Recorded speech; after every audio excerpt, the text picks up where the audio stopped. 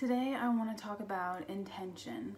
And I want to talk about intention because many of us are quarantined right now, and that means we don't have a lot of our usual outlets.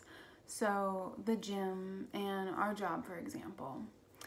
And a lot of my clients are expressing concern about not having the gym and being in closer proximity to food, having their pantry and kitchen just a few feet away from them, concerns about cravings and emotional eating, and not having the gym to kind of counteract that. And I think this is a really important relationship to understand and work to unravel right now. So, what are your intentions when it comes to going to the gym? Are your intentions purely to go because it makes you feel good physically and mentally? Or are your intentions to offset some unhealthy eating habits?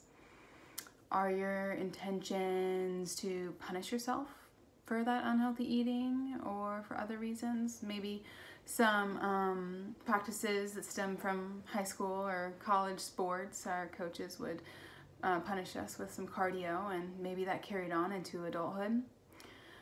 Or are your intentions just to maintain your physical appearance, just weight loss? Is that your main driver for going to the gym? And it's so important to understand this relationship because this is why so many people fail. And it's because when your relationships with the gym are not healthy, then they're not sustainable. And you're neglecting other areas of your life and you're trying to compensate with the gym. So, if you're going to the gym because you know that your diet isn't what it should be, you're not prioritizing your eating and your meals, then that's something to recognize and work on. And if you're punishing yourself for eating a certain way, why do you feel like you need to punish yourself for indulging? Is that helping you, or is that actually hurting you and harming your relationship with food even further and making that relationship with the gym unsustainable? Because, the gym is a form of punishment rather than a form of enjoyment and, good feelings mentally and physically. So understanding that relationship is so important. And another one too I've found is that these outlets like the gym are a way to avoid some maybe underlying issues at home.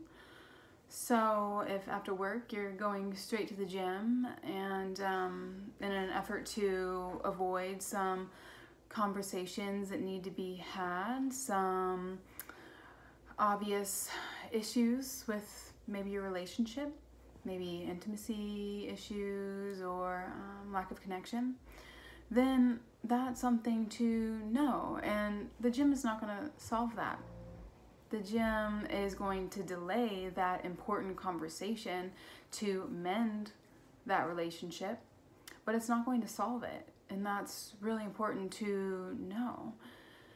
Now, it can be really hard to be vulnerable and open up and have those deep, important conversations, especially if you just have these feelings like you're unworthy of love, of fear of rejection, just feeling inadequate and things like that. Maybe you had to watch your mom and dad go through a divorce and, making some assumptions about what the outcome would be. But what's the outcome if you continue to use the gym and these other outlets to avoid these important conversations? The outcome, that's not good either. So the only hope is to open up and dig deep and understand, emotionally what's going on with you and with your partner and with your relationship to the gym and with food. So another one is with food. Are you using food as a way to try to cope with anxiety and depression and stress right now? I know a lot of people are feeling. And you have to ask yourself, is this actually making me feel better?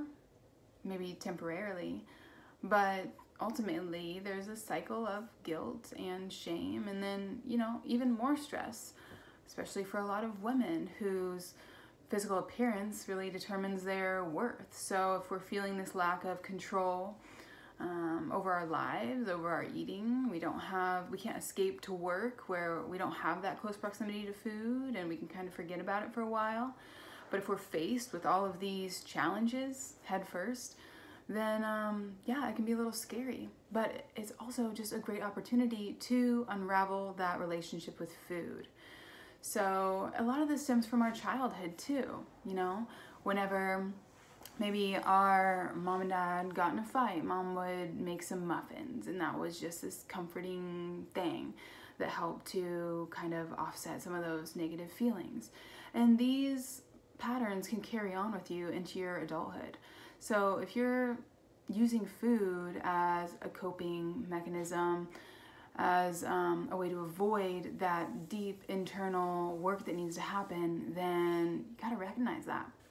It's really important to recognize that, because if this pattern continues, then it's going to lead you down a very long, hard road and not give you any peace of mind. It's not going to actually resolve any of those underlying issues.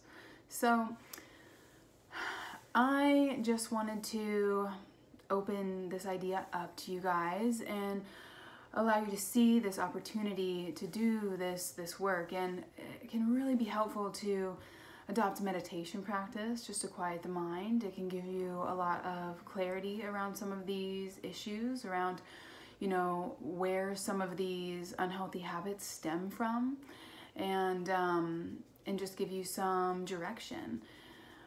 Also, journaling has been a big one for me to work through some of those ideas. And then just communication. Communication is everything. It's so powerful. And I understand that, you know, talking with your partner can be a little scary, or can be a very confusing time when you are starting to recognize these unhealthy relationships and coping patterns with the gym and with eating. And so I wanted you to know that I'm here, so we can kind of talk through these things together and really start to understand these patterns, where they stem from, and how we can really just change directions and replace those unhealthy habits with healthier habits that are going to be sustainable and that are going to, you know, really serve you emotionally and physically and spiritually, instead of just masking and distracting and suppressing all of those feelings and things like that. So I want you to know that I offer a free mini coaching session for all new folks, and it's just a phone call and we can chat through some of these things. And you know, if you know that there's some conversations that need to be had with your partner, or maybe some other not so healthy influences in your life, then I'm here and you can practice on me if you want to. So that link will be below, and I just hope that you guys stay healthy and well, and I wish you the best.